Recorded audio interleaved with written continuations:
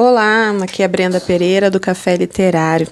Estamos fazendo a leitura do livro O Grito de Eva, A Violência Doméstica em Lares Cristãos, da autora Marília de Camargo César. Hoje farei a leitura do capítulo 5. Conheceremos a história de Selma, a engenheira. Este é o áudio de número 7. Vamos lá? Capítulo 5. Selma, engenheira, casada, 2 filhos pequenos. A arte de se esvaziar é simples. Acredite quando eles dizem que você não é nada. Vá repetindo, como um mantra: eu não sou nada, eu não sou nada, eu não sou nada, tão concentrada que o único jeito de saber que você ainda existe é o seu peito ofegante. Texto de Rupi Kaur. A vida da minha mãe foi uma grande mentira. Para cada pessoa, ela era uma mulher diferente. Na igreja era a esposa exemplar do pastor, dedicada aos outros, prestativa. Em casa, falava mal dele. Chamava-o de bruto, de pão duro. Minha mãe não saía da igreja, mas eu não via Cristo na vida dela. Na velhice, após a doença, ela mudou um pouco. Talvez tenha se convertido de verdade, quem pode dizer? No fundo, sinto que ela o odiava, meu pai. Dava calmante para ele sem ele perceber. Colocava no suco, no chá. Ele não podia tomar remédio forte. Tinha problemas cardíacos, mas ela fez isso várias vezes. O que minha mãe queria mesmo era acabar com ele. Mas ela se foi primeiro. Eu aceito a sua morte. Nos fins de semana, quando meu pai viajava para pregar em outras cidades, ela encontrava o amante. Ele chegava em casa na sexta à noite e ficava até domingo. Meus irmãos e eu éramos pequenos. A gente achava que o rapaz era um amigo dela. Não entendíamos ainda o que se passava. Só depois de adulta, a lembrar de algumas cenas, eu compreendi. Era uma mulher incoerente. Em casa, na presença dele e na igreja, ela se submetia a ele. Mas era uma falsa submissão. Quando eu tinha 35 anos, liguei para ela e pedi para termos uma conversa. Senti que ela estava envelhecendo e que eu estava envelhecendo. Eu tinha que pôr para fora o que havia no meu peito. Se esperasse mais, poderia ser tarde. Liguei e pedi que viesse à minha casa. Precisamos conversar, eu disse. Fui direta. Disse que me lembrava de fatos marcantes da minha infância, de ocasiões, gestos, roupas, e tinha exagerado algumas coisas que antes não eram nítidas. Conheço a dinâmica de um casal, mãe. Sei como as coisas funcionam. Sou uma mulher, não minta mais para mim. Quero dizer que eu a perdoo, eu disse. Sei que o fulano era seu amante. Amante? Ela negou 3 vezes, como Pedro. Não precisa fingir, insisti. Sei o que significa um homem andando de cueca pela casa depois do cochilo de sábado à tarde. Ela olhou para o seu relógio de pulso e disse: "Tá vendo esse relógio? Foi ele quem me deu." E começou a devagar. Ele me dava carinho, atenção, ela disse. Levava presentes, mas um dia eu percebi que ele estava mais interessado em você do que em mim. Lembra? Lembra quando eu entrei no seu quarto e o vi ali, do seu lado, na cama, te acariciando? Naquele dia eu o expulsei de casa e nunca mais quis saber dele. Ela tinha 75 anos quando tivemos essa conversa. Era sobre isso que você queria falar comigo? Ela me perguntou. Antes de ligar para ela, eu imaginara uma aproximação, uma conversa íntima, desabafos. Nessa conversa, minha mãe finalmente me contava seus segredos. Chorava arrependida, me pedia perdão. Ela me abraçava e, constrangida, passava a mão no meu rosto, sorrindo. Criei uma expectativa enorme para esse encontro, mas tudo o que ela disse foi: pus uma pedra em cima disso. Não quero mais falar. Levantou-se e foi lavar a louça emborrada. Não derramou uma lágrima. Não acreditei. Fiquei muda. Respirei fundo e perguntei: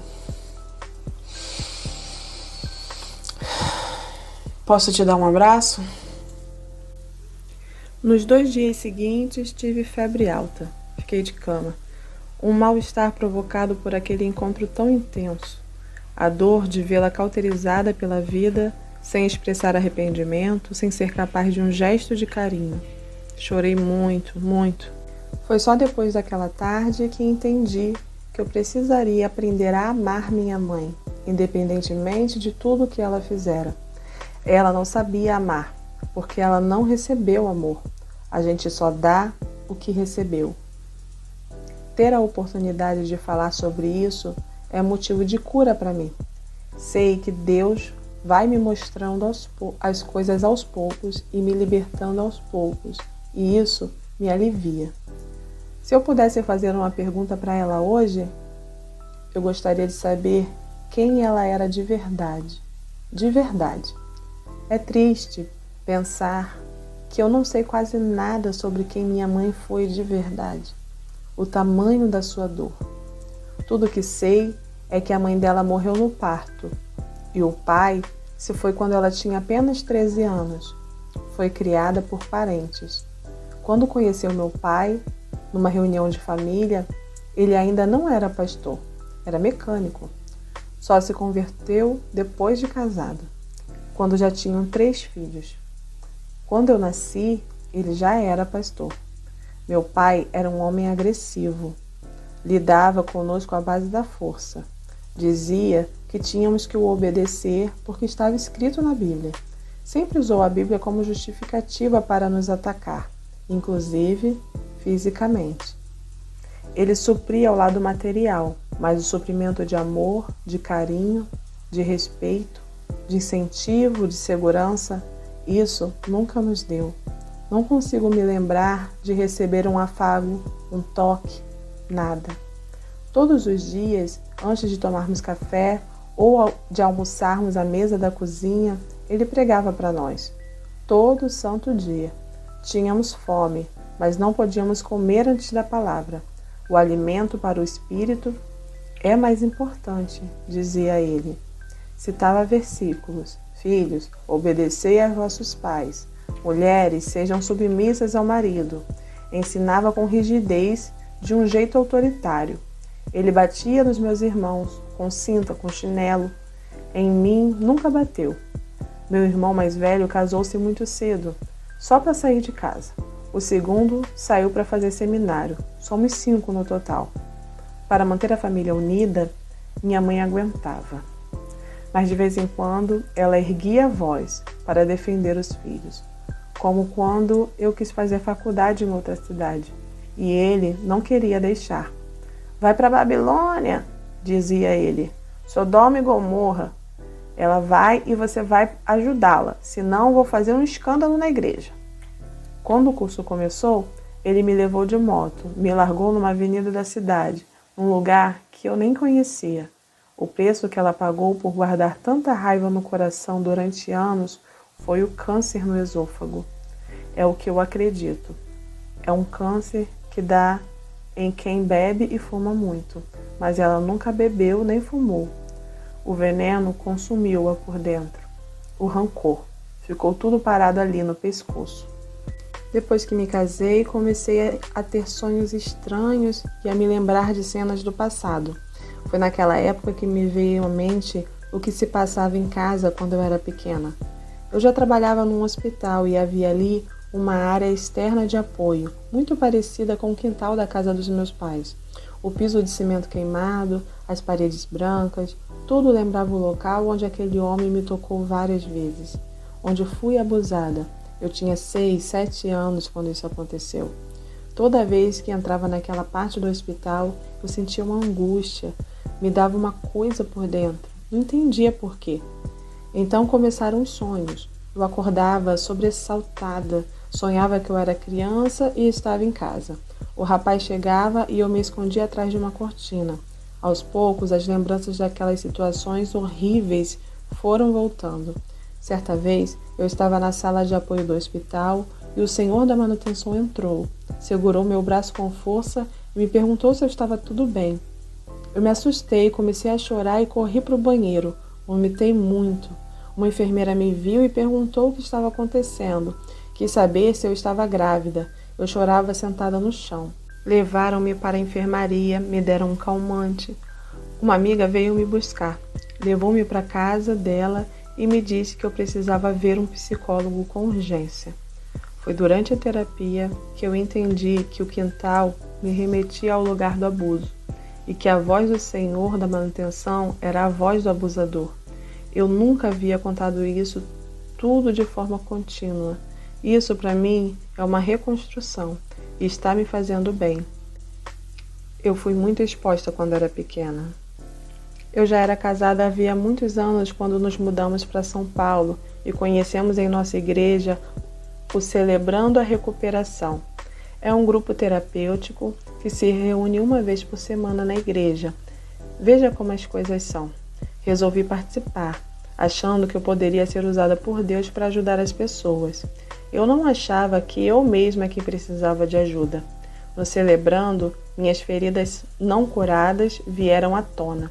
Entendi que sou fruto de uma família totalmente disfuncional, de muitos abusos físicos e psicológicos.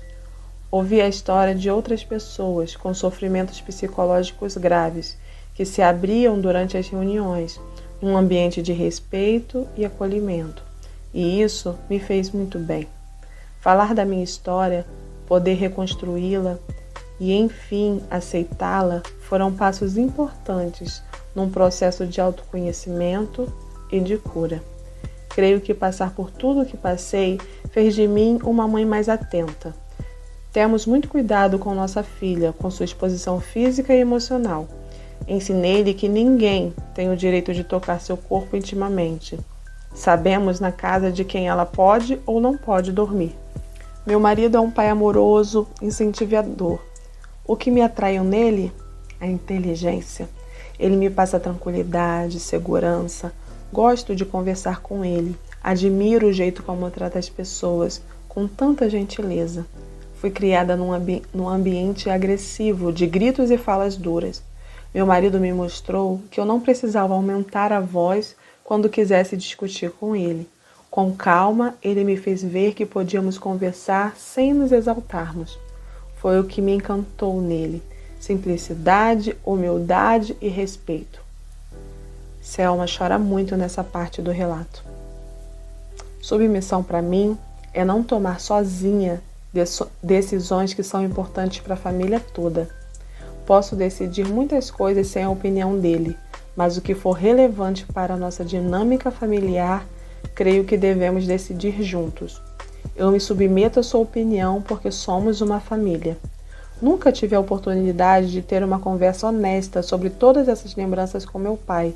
Senti vontade, mas ele não tinha condições de ouvir a minha história.